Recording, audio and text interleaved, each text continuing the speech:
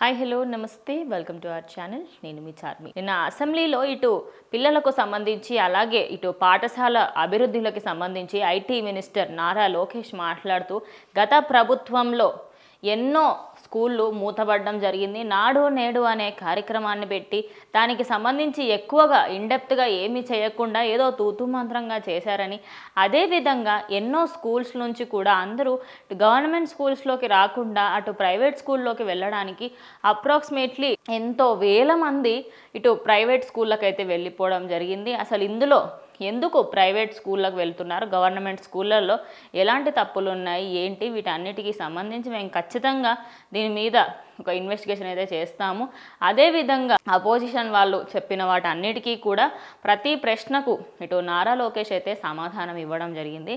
ఇటు ఎన్నికల తర్వాత ప్రతి ఒక్కటి కూడా బయటకు వస్తున్న సమయంలో అటు పాఠశాలలన్నీ కూడా మనం ఇన్స్టాలో కానీ ఎక్కడ చూసినా కూడా పాఠశాలలు అభివృద్ధి చెందాయి, అక్కడ మంచి విద్యనైతే అందజేస్తున్నారు అని చెప్పేసి వింటూ ఉన్నాం. కానీ ఇప్పటికీ మరి విద్య అంత బాగున్నప్పుడు పాఠశాలలు తక్కువైపోవడము, గవర్నమెంట్ పాఠశాల నుంచి ప్రైవేట్ పాఠశాలకు వెళ్ళడము ఎందుకు జరుగుతుంది, ఏంటి అనేది కూడా ప్రశ్నించడం జరిగింది.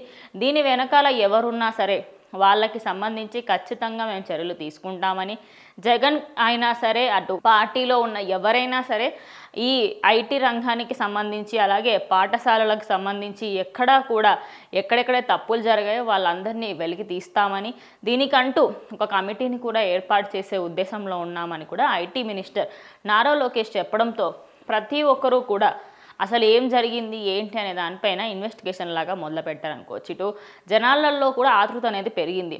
గత ప్రభుత్వ హయాంలో పాఠశాలలు పెరిగాయి అని అలాగే అభివృద్ధి చెందాయి అని చెప్పేసి డప్పు కొట్టుకున్న సమయంలో ఇంత తక్కువ అవ్వడము ఏమైంది ఏంటి అనేది కూడా చాలామందికి బిగ్గెస్ట్ క్వశ్చన్ అని చెప్పుకోవచ్చు.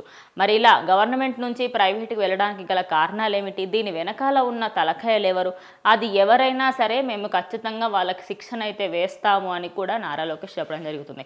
మరి దీనిపైన మీ అభిప్రాయం ఏంటనేది కామెంట్ చేయండి.